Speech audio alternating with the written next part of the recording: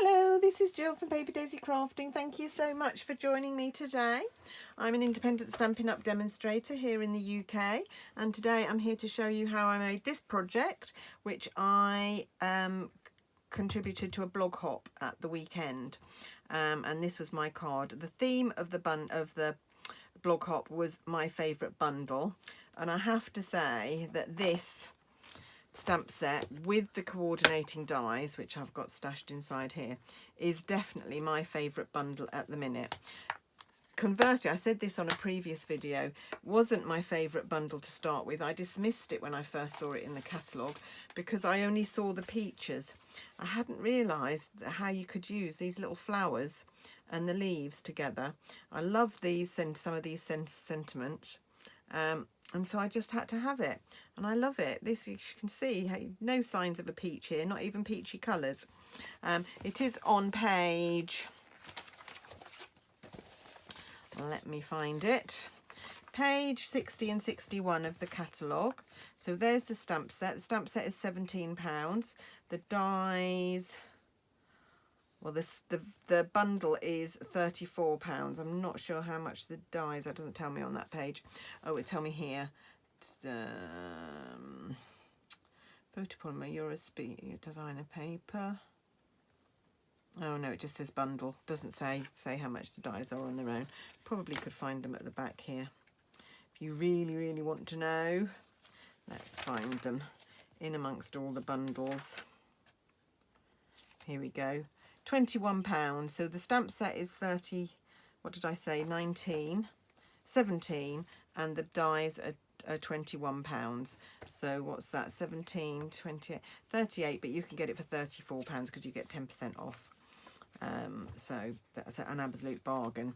Right, the other things that I'm going to be using today is this lovely panel here, which is cut from the scalloped contour dies, which are on page 158 in the catalogue. These dies here, a couple of them do match with the stamp set, but I really bought them for these scalloped edge dies. I think they're lovely, really versatile. You've got a scallop border and then 5 different types of sizes and types of rectangles. And the last thing that I've used that I wanted to show you is this designer series paper here. This is our family stacks. So these papers come in all our families. So you can get bright, subtles, regals, neutrals, but also our in colours. So this is from the in colour pack. Here's my pack. You can see I've used it loads already. Got loads of little scraps in there. Love the colours, love how they coordinate. And so if you want a pack like that, just sort of fairly plain papers, but bringing out the colours, these are a really good buy. And you get 40 sheets in whatever pack you get, so it's really good. They're 6x6, but a really good bargain. So today we're making this card. This was in Fresh Freesia and a little bit of Highland Heather. Today we're going to use polished pink. So what have I got? I've got a piece of cardstock that is half a sheet of A4, so it measures 15 centimetres by 21, or, I can never remember the measurements in inches, 5 7/8 by 8 1/4, and then you score at 7 1/8, that's 4 1/8, or at 10.5 centimetres. So let's do that to prepare our card blank. I don't know how many millions of times I've done this, making a card blank. There we go. And so what we're going to do is we are going to mount a piece of designer series paper onto here. So I've got 2 sheets here. I only need one at the moment. I will need the other one later, which I'll show you. And I'm going to cut this down. So our card blank is 10.5. So we're going to cut ours to 10 so that we'll have a 2.5 millimetre border. And then the other way it's 15. So we're going to cut ours to 14.5.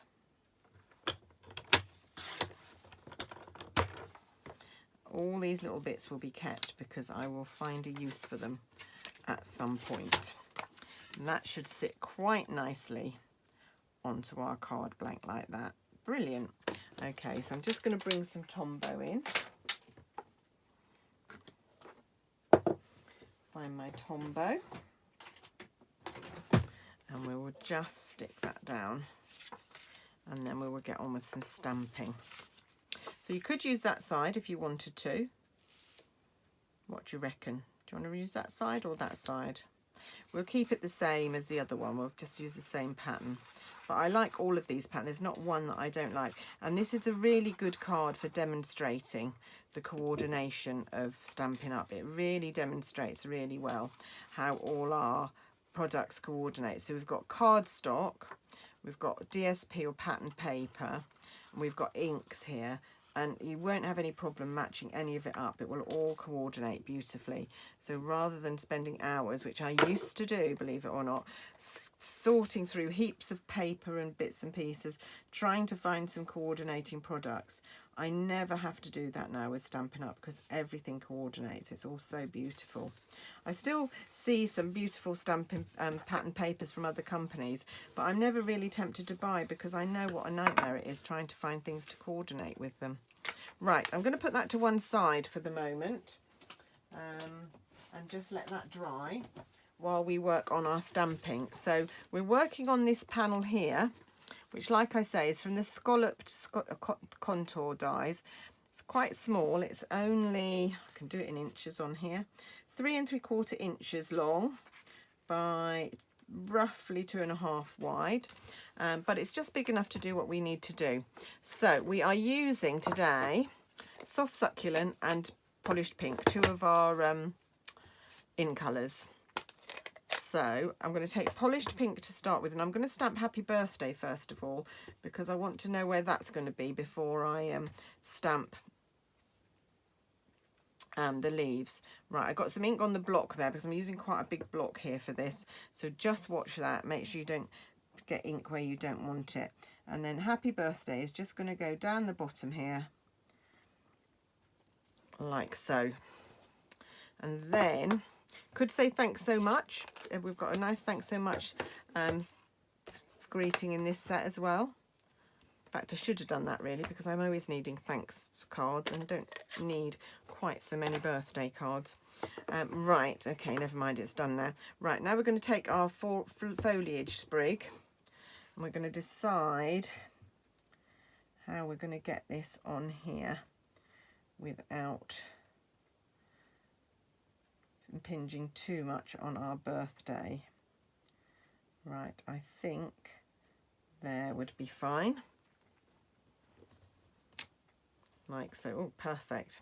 Excellent. And then we are going to take another piece of white card, which I've forgotten to get out. Let's find my scraps package and just find a little bit of white card. It's big enough to do the flowers. There we go. Don't use another piece of white card if you can help it. Right, and we need Polished Pink, and we need a piece of scrap paper because we're going to stamp off to begin with.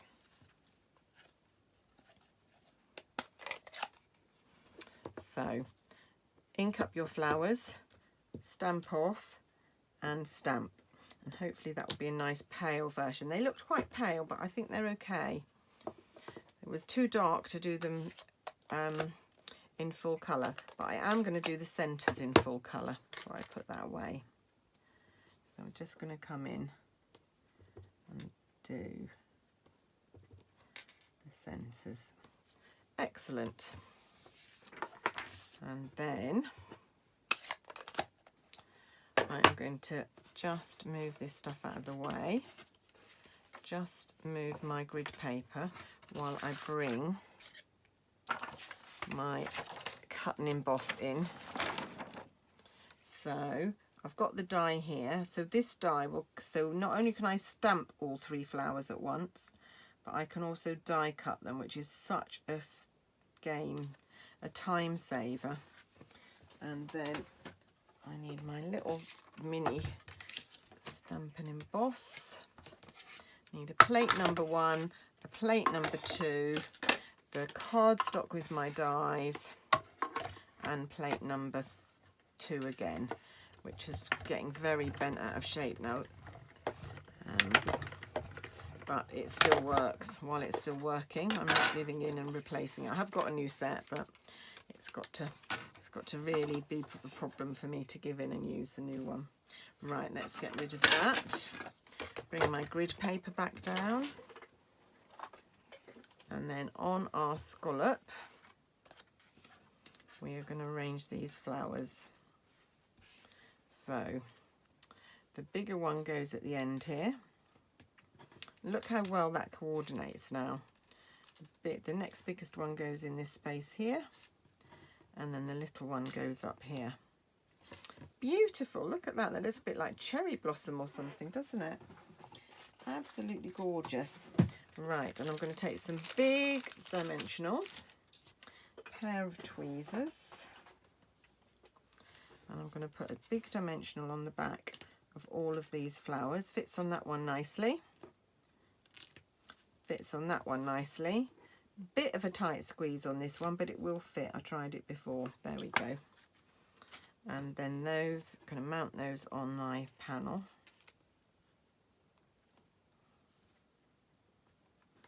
Like so. Such a pretty card, this. This is such a pretty spray of flowers. Love, love, loving it. And there is a die to cut out this spray of leaves as well if you wanted to. I haven't today, I've just used the dies to cut out the flowers.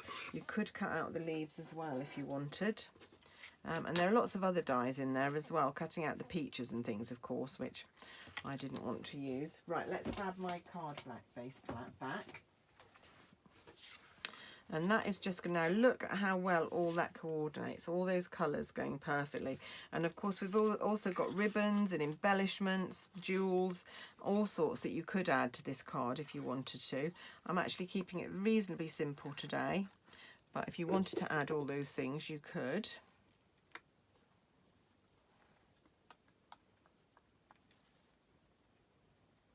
There we go. And then this is just going to mount on our card. Beautiful panel, just enough. The scallop and the stitching just makes it attractive enough. If you don't have a die cutter, you could just use a rectangle and you could lie on a mat. Is that straight? Lovely thing about the Tombow is it will give you some wiggle room if you decide you haven't got it on quite correctly, which you don't get with some other glues, tape runners and things like that. There we go. Perfect. Right, the last thing we're going to do is we're just going to do an insert to go in here. I'm not going to use the stamps. I'm going to use just a strip of designer series paper just to link it in with the front. So I'm just going to cut a strip. So this strip is about just over 5'2". So I'm going to cut it around 4.5, which means it's less than a centimetre. It's just a very thin strip, about 6 or 7 centimetres wide to go along there. So again, just a little bit of Tombow.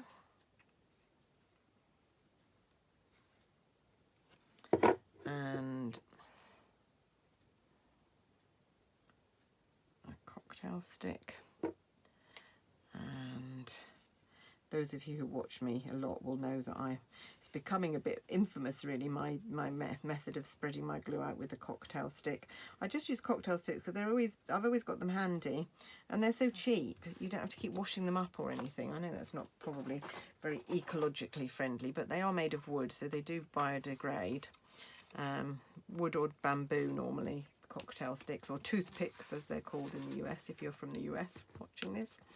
Right, and this is going to go in there like so, and then I'm just quickly going to grab an envelope and show you how I decorated my envelope.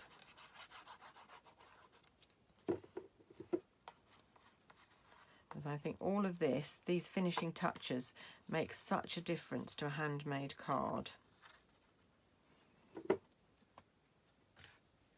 And really it makes it look like you've put a lot of care and thought into your cards. There we go. There we go. That's my finished card. But I'm just going to grab an envelope. Just give me a minute. Envelope to the other side of my room. There we go. Beautiful, beautiful smooth stamping surface on our envelopes, really lovely. What I'm going to do is I'm going to bring back my bit of scrap paper, bring back my, why is that not gluing down? I'm sure I put glue on the edges, just doesn't want to stick down. Bring back my soft succulent and my foliage stamp, and just stamp that in the corner of my envelope. And then polished pink and the flowers again, nice and juicy, stamp it off and then goes round that way. So I'm stamping this time rather than die cutting, stamping straight onto the envelope and then just filling in the centres. That is quite pale, that pink. You could use something like Flirty Flamingo. It's not my favourite pink, Flirty Flamingo. I'd love a paler version of polished pink actually that would coordinate. But there we are. So let's get rid of all of this and you can see what we've made today. We've made, this was the card I showed you at the beginning, and this is the card that we were making today. So thank you so much for joining me today. I hope you've enjoyed that project. Hope it might inspire you to buy this set actually. It is a beautiful, beautiful set, and I've got lots of ideas of what cards to make using this flower and foliage spray. So do come back and join me again soon. If you click down below, there'll be a link to my blog. There will be photos of the card on my blog if you wanted to save any of those to Pinterest or anything to keep so that you've got them for future reference. There will be a list of all the products that I've used so you can click through and see them in my shop. And if you go to my blog, there'll be links to my newsletter and to my to follow my blog by email so that you don't ever miss another post. Would love to have you on board. Please do join me. It would be great. You can press subscribe on the video actually as well, which would be great. But that's it from me today. Enough grovelling. Thanks for watching, and I'll see you again soon. Bye.